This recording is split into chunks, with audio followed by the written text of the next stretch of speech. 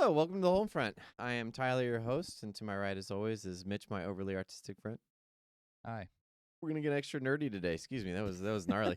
Having okay over there? All right. I sucked down a bunch of water before we started. Yeah. Gift that keeps on giving. So we are gonna be branching a little bit outside of our norm, just to try to widen our horizon a bit. Yeah. So this one's gonna be a little extra nerdy in a different way.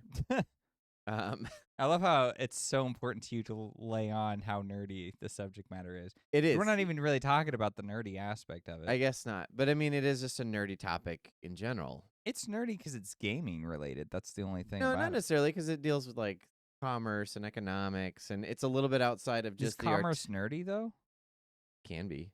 The nerds that get control of it. I mean, That's a different type of have you ever nerd, met an though. accountant that wasn't so super Well, nerd? yeah. I mean, no, but Exactly. but it's a different subject matter. No, but and Like- we're not going to get super in depth in that. I mean, neither one of us is accountants, but it's not going to just Okay. deal with the artistic merits of a singular property. It's That's fair. a little bit separated. So Yeah, but trying to this give is some kind of context there to handle that. You're right, but I mean, it's our weekend episode. It's our chance to just Yeah. let loose, try new things, see what works, what doesn't. So welcome. Thanks for joining us.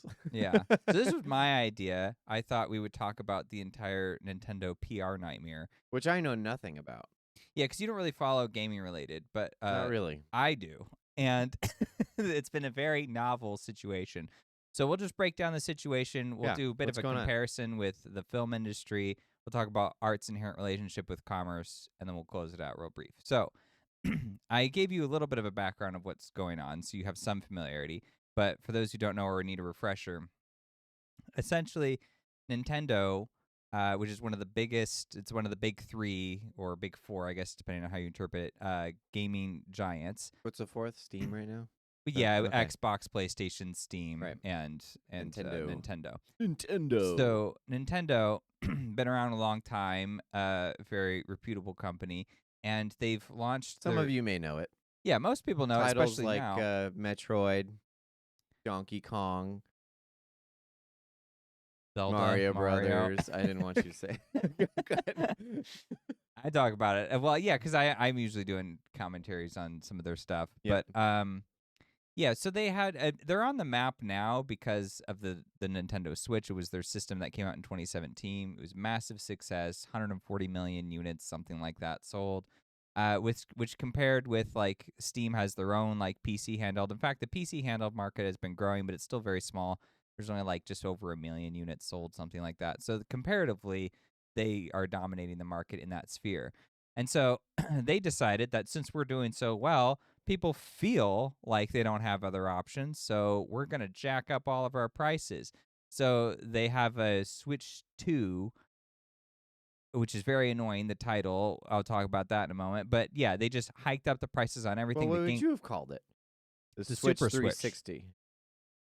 Super Switch. The Switch 1. No, The because Switch X. well, you know what's funny about that? I'll just say it now.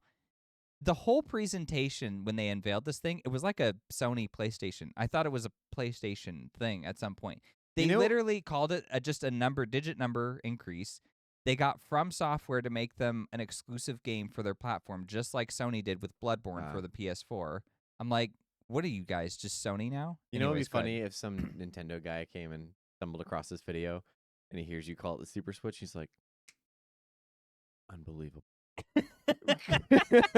Unbelievable. Exactly.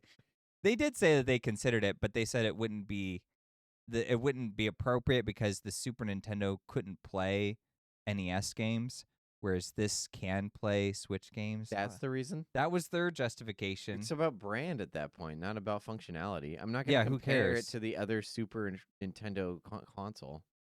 What Yeah, a weird, I don't know. weird argument. Okay. Well, it's full. Their whole platform right now is just full of weird, strange arguments. This should have just been Switch the sequel.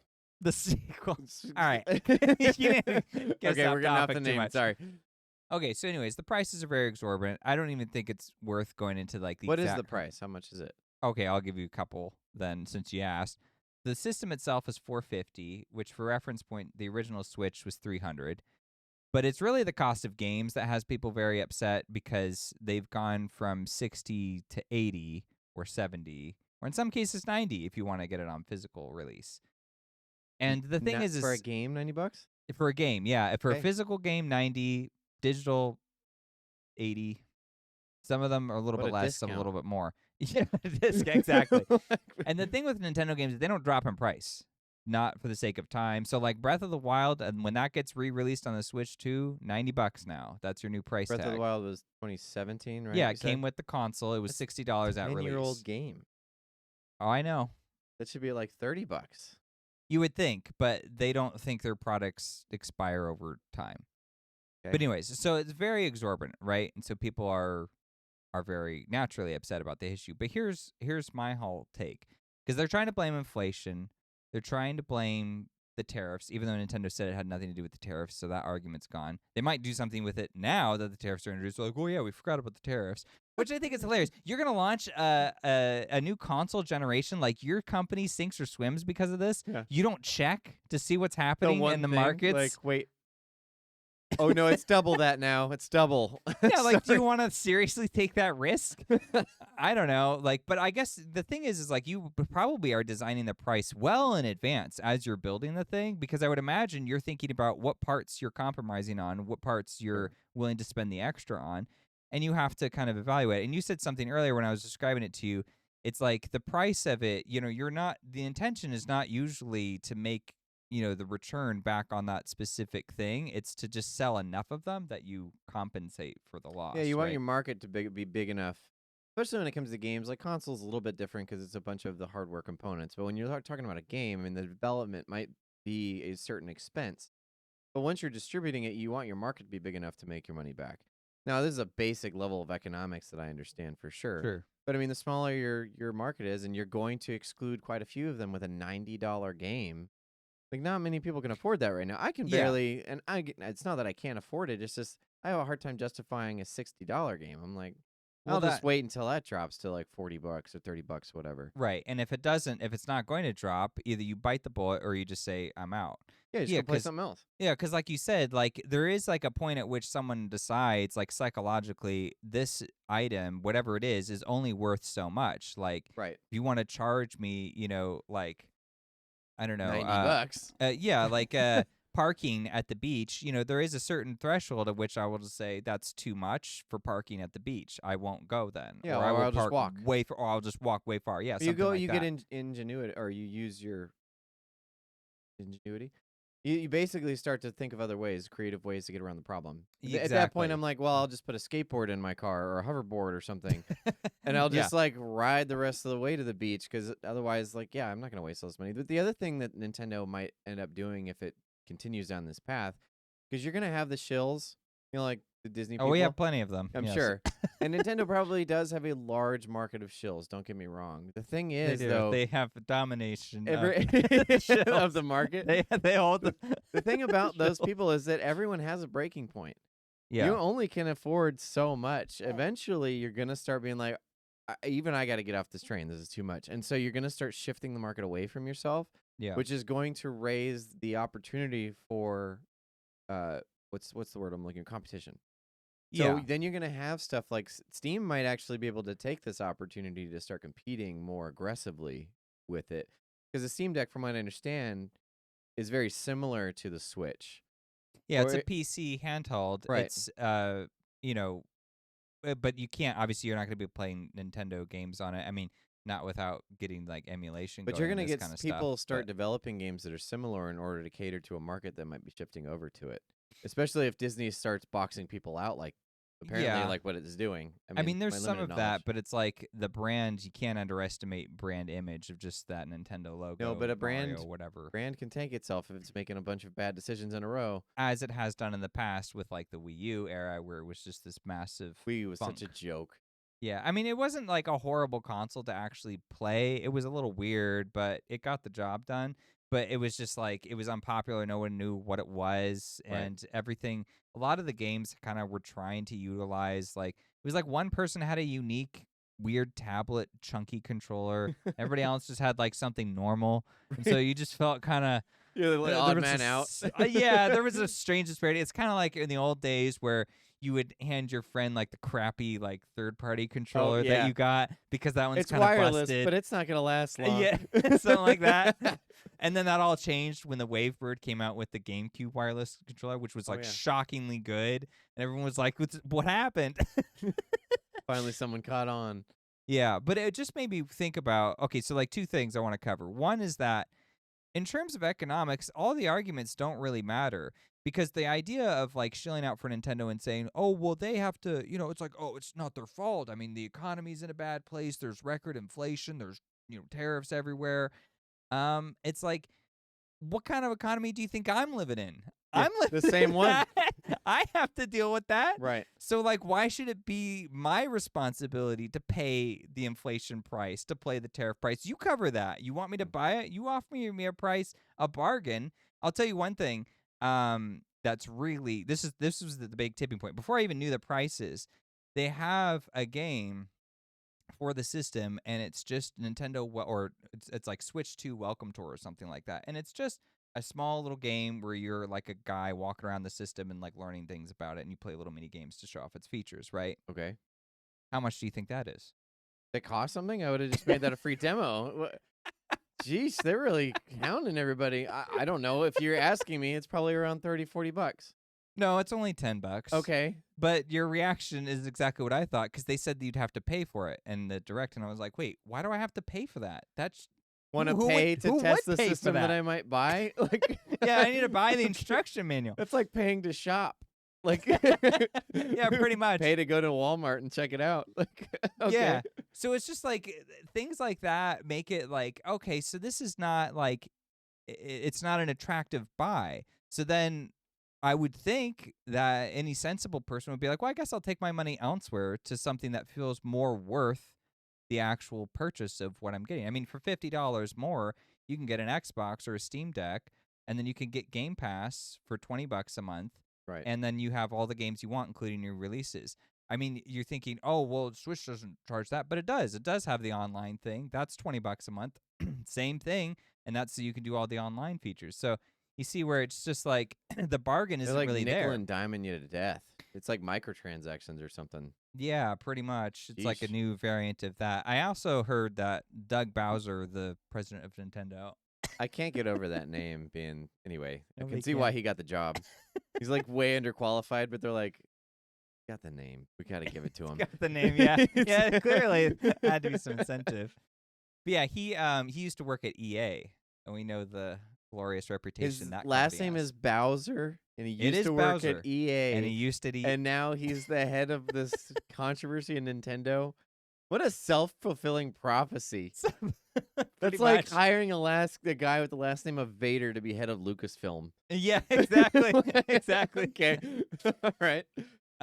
Okay, so talk to me about this then. Why is it that for games there's all this like, fluctuation of price or whatever, but when I go to the movie theater, it's like a good movie to bad movie, they cost the same thing. You just buy your ticket. Right. And same when it gets to just release. buying the key to the door, it's not based on the quality of the film. Because that's determined by you. That's why you're there to say. I mean, same thing with a game, I guess, on some level. Because you're there to determine if it's a good game. Yeah. You just need the key to get into the game. Otherwise, because if you have that, if the market or Nintendo or whomever is the one being like, well, this is a really good game, you should pay more to play it. It's like, well, how do I know it's a good game? Why would I pay more to play it? Yeah. So I don't know if that's exactly what they're doing, but it seems like they have a high view of their own product if they're keeping these things at this price. Especially if they're releasing a 10-year-old game back with the new system at that old price. Like that's $60 is I thought the standard for most of these new games, is it not? Well, that was the last one I bought was $60.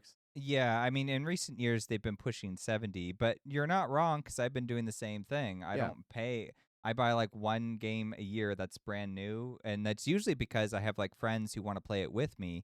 So like I got Baldur's Gate at release, I got Elden Ring at release, specifically because I was going to play it with friends, and I was like, yeah, we're all gonna take part in the moment. Right. So I don't want to miss on that. But those are both 60, and I haven't paid 70. It's because for me, 70 is just like I'm not willing to pay that price for anything, Right. for You any kind of game. dictate the market at that point. 'Cause it's Yeah, like some people are going to be like, well, I'll just wait then, and if it doesn't go down, I'll get something else that's cheaper. right, precisely. I'm just like I don't know. It's not worth the return of what it's not. It has nothing to say that it's good or bad. It is funny that you mentioned the pricing, like who determines like if it's good or bad, because they've said that specifically. So like right now they have 2 new games for the system. Okay. They have Mario Kart World, which is $80, and then they have a new Donkey Kong platformer, which looks like a lot of fun, and that's $70.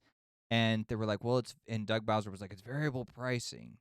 What is variable pricing? What is that? He's like, well, we take a look at like the production costs and the amount of depth in the game and how much replay value there is, and then we determine a price that feels correct for it.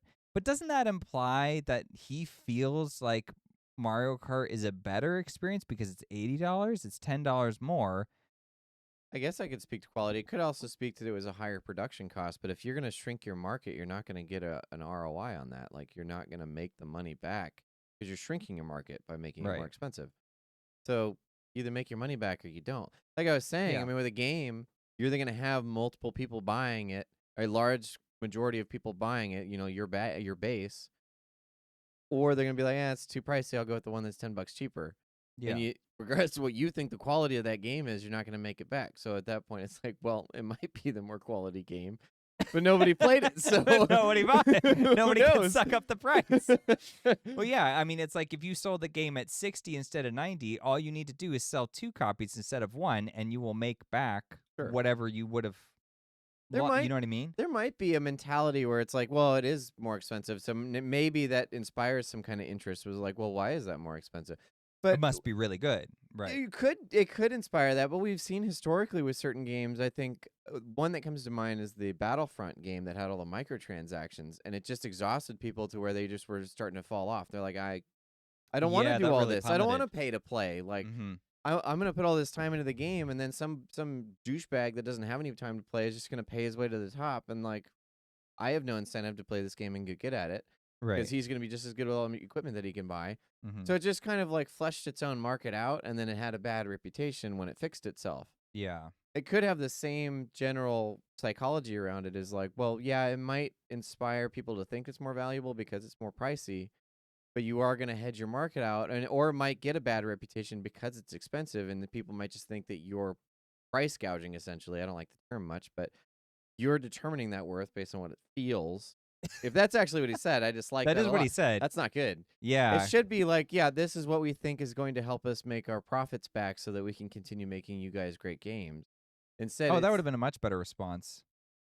There, hire me on your just PR, like as you Nintendo. Said that, I was like, yeah, I would have responded much better to that. Like, I don't know if I would have. This is my job application for Nintendo's PR right here. Yeah. But isn't that fascinating? It almost like, because you see how it makes it all very messy about determining the worth and the merits of an individual game. Right, because you can't determine how many people are going to buy that game. So you don't know it's going to make the profit back. If you decrease the price and enough people buy it, you might make it back. But it might shrink your margin a little bit depending on, like, if it's an $80 game as opposed to a $60 game and the market's the same, like you have 6 million people buying it, obviously you're going to shrink that margin quite a bit. Yeah. But if you push it too far, then that 6 million turns into 2 million. Well, you're losing money regardless. So that's the difficult thing to determine with these artistic projects, because it's like, yeah, I mean, you might call it quality. I might not call it quality. You don't know what the market's going to think about it. So you have to like get them into the pool to determine whether they like it or not. Yeah. I mean, like, try this example on for size. Top Gun Maverick that came out, a couple years ago. I think it was 2023. That film made $1 billion just here in the States, in the U.S. Now, that's crazy. That's a really high number, because normally the Hollywood is anticipating selling very well overseas. That's why they keep producing like Jurassic World movies and the Transformer films, why they did 1 million of those, is because overseas it would sell very well. Yeah. So they figured, okay, if the American audiences are just like more or less satiated, that's enough, and we'll make the rest elsewhere. So the reason why Top Gun Maverick was so significant and why it was up for Best Picture and everything is they took note and was like, wow, that film, audiences in the U.S. very much liked this. There's no other way to put it, because it's like, the revenue, because like again, all the movies cost the same. So when that comes out and it makes that return, more people saw it, or more people went multiple times to see it. Right. Yeah. People were interested to see it, and you can actually quantifiably measure that. And it just was this kind of moment where I thought, games, that's much harder to determine. Now, if you have a set ceiling at, let's say, 60, that's what it was for a while, or let's say 70, if you have that ceiling, then you can just monitor like AAA games and how well they sell. And you could kind of do that with like Elden Ring, for example. Well, you're that sold also going to enormously well. raise attention, because if you have a ceiling of 60 or 70 and you intentionally go above that, people are now going to start asking why. They're going to be like, well, why is that game $80? And they're going to start looking around and see if there's a very good, valid reason. If you have people coming out and saying stuff like it feels like it's going to be more likely to make our money back, it's like, well, I don't care how you feel. You might start pushing people away. Like, I care about the experience I'm going to get with a game, because that's what I'm buying a game for. Specifically a Nintendo game, because they're family oriented. It's like, stuff like Mario Party or whatever. It's something that you're going to get a couple of kids with you, and like, I'm going to get my 2 nieces or something, and we're going to grab a couple of controllers and play Mario Party, because it's accessible, it's stimulating, it's fun, and it's social. Like, it's stuff that we can all do together. Yeah. Whereas, I'm not going to shell out $80. I'm sorry. I'll just go play an old Mario Party game at that point. Yeah, and that's an interesting point too, is because their market is very much like families and grandparents, and because they're going to buy it for kids, because kids are really interested. And not that kids aren't interested in Xbox or PlayStation, but you really need to get like to the teenage years before that becomes more of interest, I think, because outside of it, like their brand reputation just isn't the same. Nintendo's very colorful. It has lots of IPs that are attractive to younger audiences. Right. And they don't understand like the nuances of all this complexity. So it's like it's putting all of them. I think that's why they've done so well. And that's probably what they figure. They're like, all right, well, it's kids and it's grandparents and parents who aren't following the market, who don't know about the Steam Deck, who don't know about Steam deals and Xbox Game Pass and all these other options that are available. It's like that's only for us. Yeah, people like us. Yeah, right. People that are old enough and have our own money, that are going to be like, I'll just go. We've gamed for enough time that I can now evaluate this with my adult now wisdom to be able to determine. Whereas parents are just be like, I'm too busy working all the time and making sure my kids are fed. I just know that there's a new game system out and they want it. So I'll do what I can to get them that experience, rather than evaluating all the options. Right. Unless he has some kind of gamer parent that is super into the market and nerdy about it. But I mean, I get what you're saying. Enough of that market's not going to.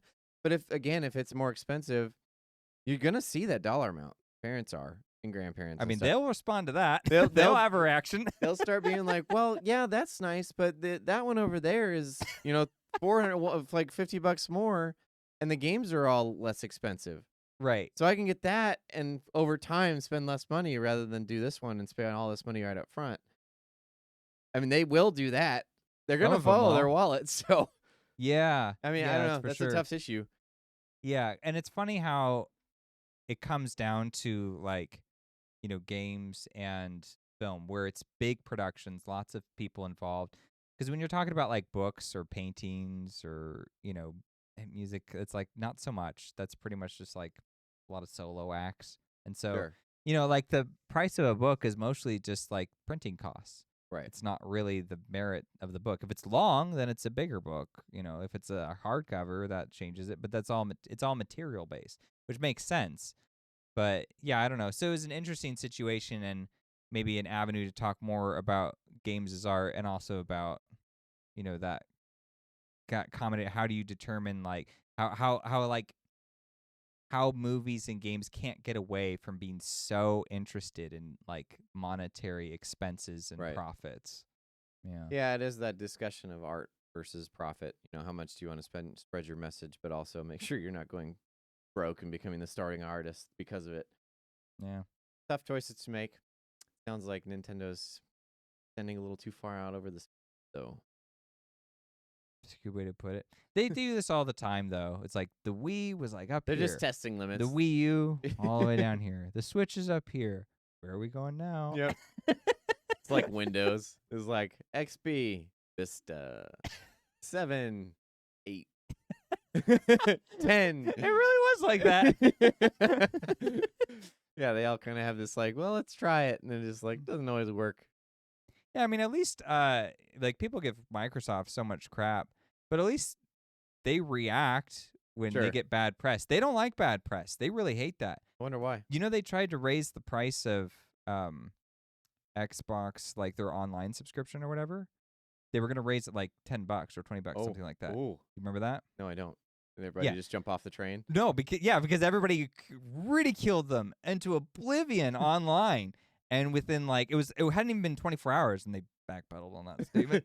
Like, hey, we were just kidding. But hey, they didn't lose their fan base because of it. I mean, makes sense. Go figure. Anyways, any further comments? No, just thought we'd test the waters. We'll test the waters just like Nintendo does, and let's see how many dislikes we can get on this video. Oh my gosh, yeah, Saturday dislike videos. Have a good one.